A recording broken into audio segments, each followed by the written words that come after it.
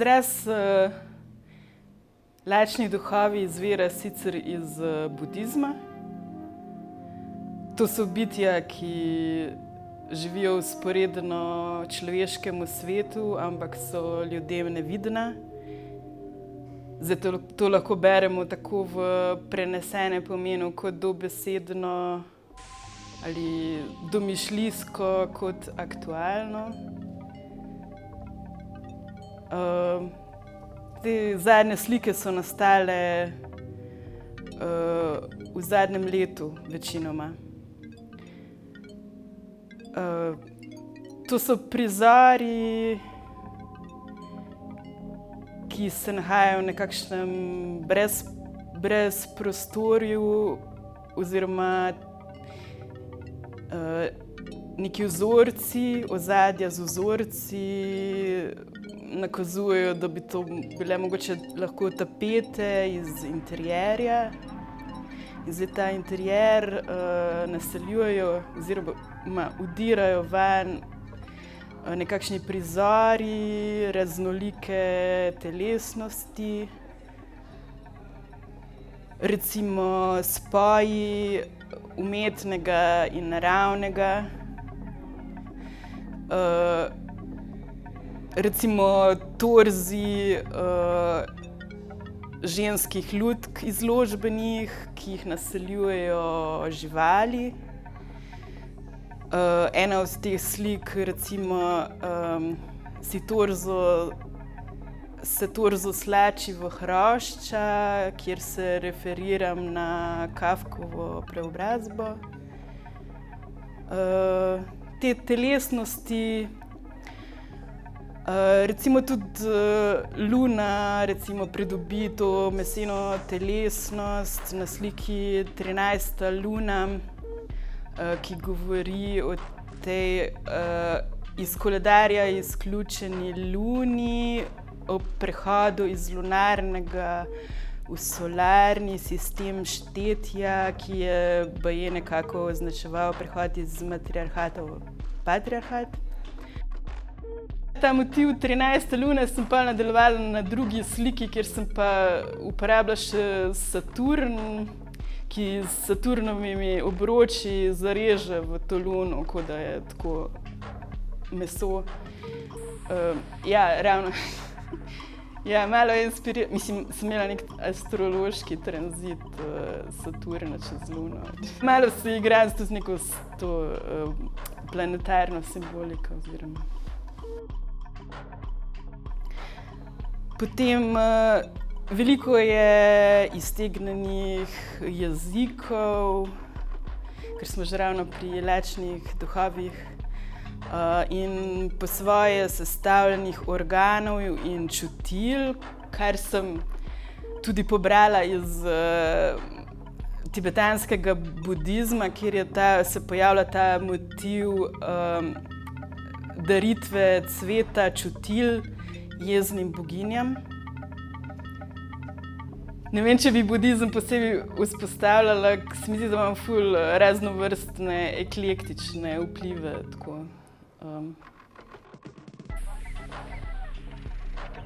Potem so tu tudi dva tekstilna objekta, tekstilni skulpturi, ki sta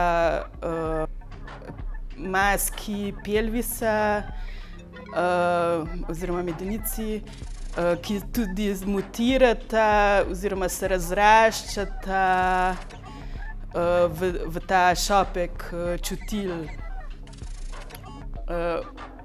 Oba imata nekakšen pogled, ki naj bi deloval nekako apotropejsko. Naj bi imel nek apotropejski učinek.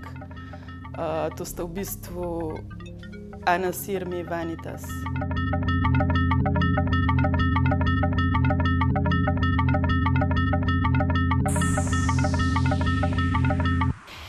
Potem je tu še, sem naredila še portret lutke iz tekstila, punčka iz cunj. Potem je pa tu še serija risb na lightboxih. svetlobnih objektih, kjer je tema so spoji srca in možganov, ki proizvajajo neke nevihtne oblake, kar sem potem poimenovala Dež v puščavi. Ja, v Maroku sem naredila to serijo risb. Ja, mogoče ta spoj srca pa možganov, da je tako redek kakor tale Dež v puščavi, zato sem to tako poimenovala, ali kako, ne vem, zakaj mi je prišla ta asociacija v bistvu.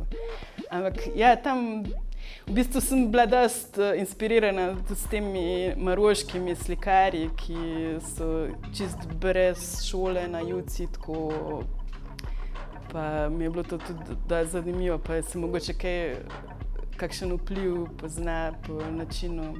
Neke packe akrilov sem najprej na list spustila in potem tako tiskovala, potem sem neke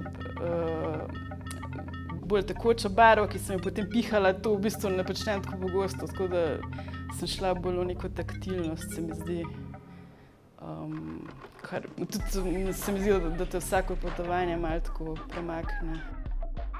Se pravi, pri udomačevanju teh lačnih duhov gre v glavnem za neke čudne, raznovrstne telesne simptome, ki se pojavljajo na nekem razmeroma domačnem ozadju.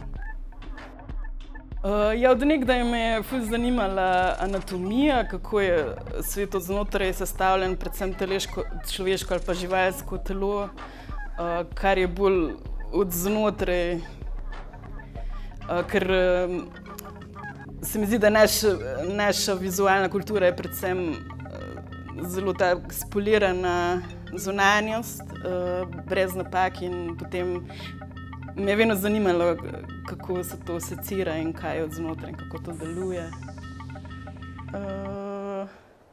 Ja, všeč so mi te napake potem, da se zaradi napake potem neka oblika spremeni v nekaj drugega in potem naslednji korak določi, ali bo to napaka ali ne bo več napaka, oziroma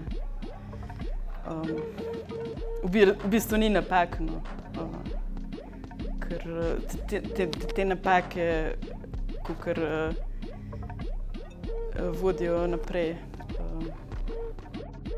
Slike so zelo nasičene, goste in potem rada dam vmes kakšno veliko risbo, da se potem malo razreči, neka zračnost pride noter. Samo razstav.